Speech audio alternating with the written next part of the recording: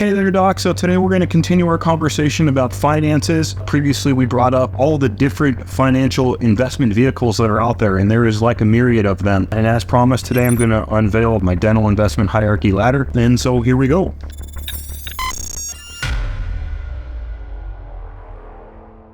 So I'm going to start by just getting the ladder for you all. So we'll have our ladder.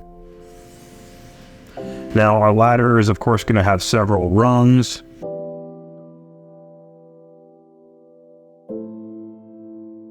So there's kind of our ladder. Now as we move up the ladder, so as we go up the ladder, that's going to indicate lower effort. So lower effort on your part. So higher up means lower effort. Additionally, as we move up our ladder, that's also going to indicate lower risk. So lower risk through diversification. So lower risk.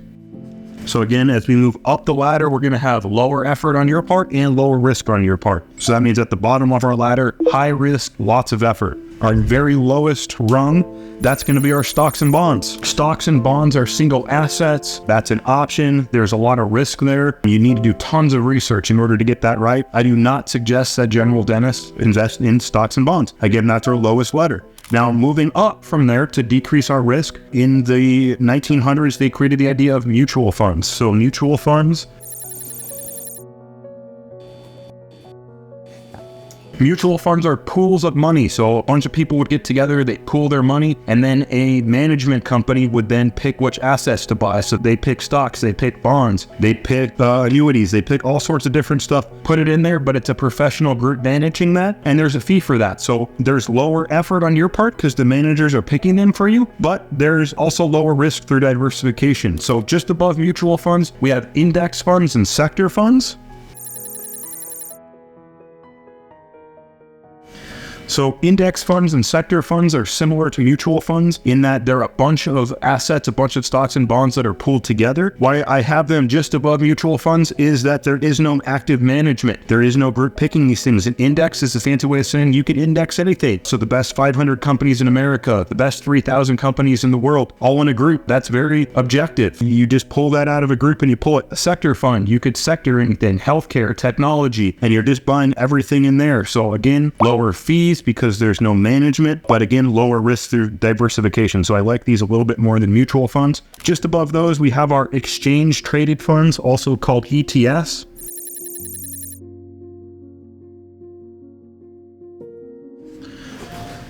Why I have exchange traded funds above the index and sector funds is they are very much like index, sector, or mutual funds, except for they are traded on stock exchanges. So these two things, they're traded on different setups. So like through Vanguard, and they can only be traded at the end of the day. So sometimes if you need to move an asset quickly to get some funds, these are less liquid than exchange traded funds. So I have these as a little bit lower risk because you could trade them, you could get rid of them whenever you need. So ETFs are great. Just above the exchange traded funds, we have target date funds.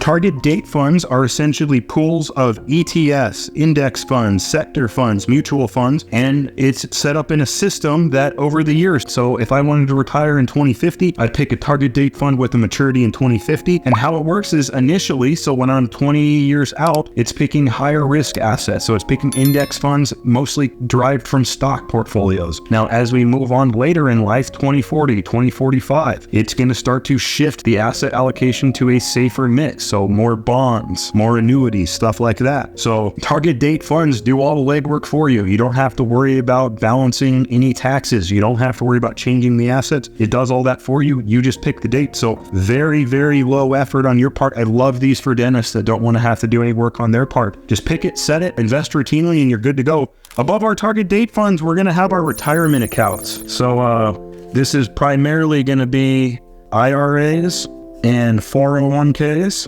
So either individual IRA or a employer-sponsored 401k. These have tremendous tax benefits. They're often set up through your employer if you're an associate dentist. So they're just very easy places to start. If there's a match, meaning your employer is going to put in money that you're putting in, you should always do the max. Maximize your match. So in terms of investing, I think all dentists should be doing their retirement accounts. If you want simplicity, target date funds are great. And then if you just want to have some good diversification, here in the middle, we have good stuff. If you got tons of extra money, you got a lot of time on your hand. It's atypical for most dentists, but start to dabble in some stocks and bonds. So let me know what you think about my ladder. What would you change? And as always, stay drilling, my friends.